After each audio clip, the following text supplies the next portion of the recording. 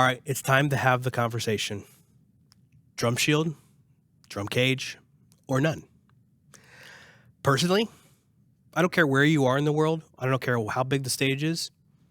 I want a drum shield at minimum. I want something to keep those cymbals out of my vocal mics because they sound bad on a vocal mic. They sound great for overheads and that's what they're supposed to do. But I don't want drums of any kind in any of my vocals because I want them to be just the vocals. I want separation. I want control. Not to be a control freak, but to make sure that I'm getting the best possible sound out of my PA and that all of my EQ moves, my compression, my gate, whatever, all of it is doing the job it needs to do because it's doing it just for what it is designed for in those specific moments. So I don't want, a small boost of 5K on my vocalist just to help them out because they're a darker sounding vocal to suddenly start boosting up the cymbals 5K and suddenly I've got these nasty shrilling cymbal sounds.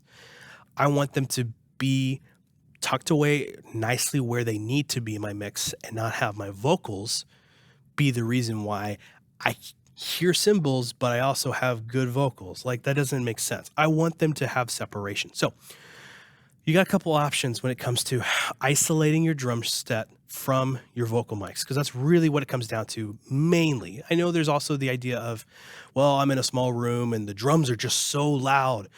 Yes, that is another part too. And that's when we get into caging your system. So let's talk about drum shields. Drum shields, there's kind of two different styles out there these days. There's the typical drum shield of just the good old plexiglass panes where we place them in front of the kit in the direction where our vocal mics are going to be. And that works great. You could also get some custom made plexiglass panels. Some people like to do the big squares so that it's a nice single pane of glass and it looks clean. There's even companies that do curved, which is really nice looking. And it also kind of helps break up the sound because those sound waves don't have a single flat surface to hit off of. They've got a bunch of mini curved pieces that it actually will break up the sound a little bit. Those are awesome. But at the end of the day, I want to have at least a shield to protect my vocal mics from that drum kit. Now, back to the topic of getting the drums quieter so that way you can have full control over them in your room. So cages are great. I'm sorry, drummers, but they're really great. Now, I think drummers would feel more okay with a cage if, one, we didn't build them so freaking small, because cages don't need to be this tiny box that we shove the drummer in. Cages need to have space to breathe. In fact, drums will sound choked and dead if your drum cage is too small. So you need to make sure that your cage for your drums, if at all possible with your space requirements, can have room to breathe. In fact, take a look here at our drum kit here.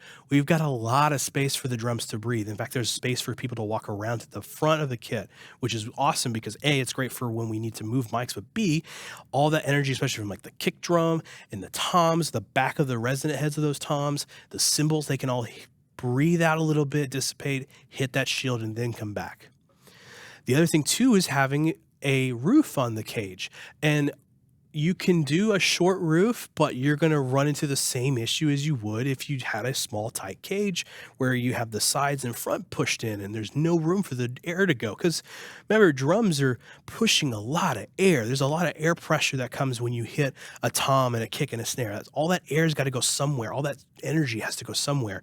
And so if it's just bouncing around this tiny cage, well, everything's just going to bleed into each other and it's just not going to be able to dissipate well. It's not going to breathe and sound natural. You could put a really, really nice drum kit, a multi-$1,000 drum kit into a small cage and make it sound trash. But if you put it into a big cage where it's got room to breathe, then it's going to actually sound more natural. It won't sound as natural as it would if it was outside of a cage, but it's going to sound much better. So back to roofs. Let's talk about roofing your kit. You can do a short roof. I don't recommend it though. I recommend doing at least what we've done here, which is your typical plexiglass panel with the extension on top. We've found here at my church that this breathes beautifully. We had a smaller roof previously before we had this setup, and it choked the life out of everything. With this, we've actually got a lot more life in our kit.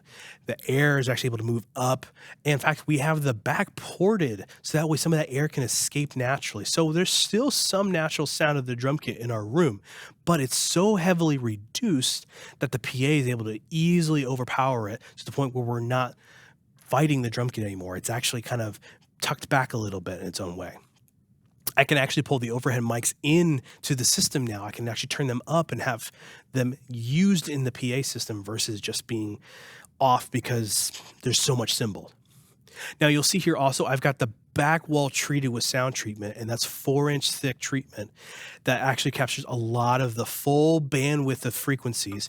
So what's happening is that that energy hits that glass and then goes back into it and it dissipates, and it goes pretty quickly. So it cuts down quite a bit of the stage volume, but there's some space that comes out to the side and to the top, and that's okay. We let it breathe with that, and we're okay with that. If I had to do a complete cage, I'd be okay with that too, but knowing that it works in our space here, we're fine with it actually having a little bit of bleed.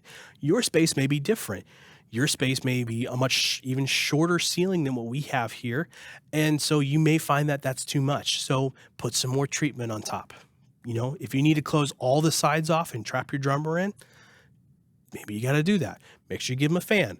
But the idea here is that what we're trying to do is isolate the drums from vocal mics and any other live mics that we may have on stage so we don't have that bleed.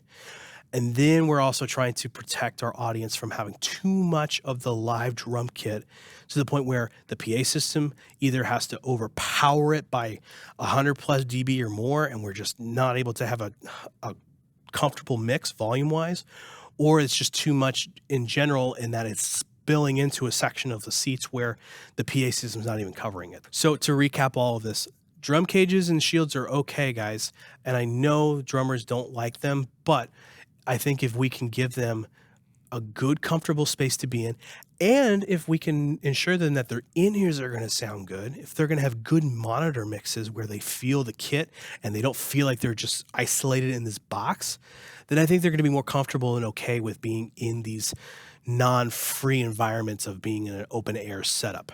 We're not playing arenas here. We're not playing amphitheaters. We're playing in church. So we do need to change things up.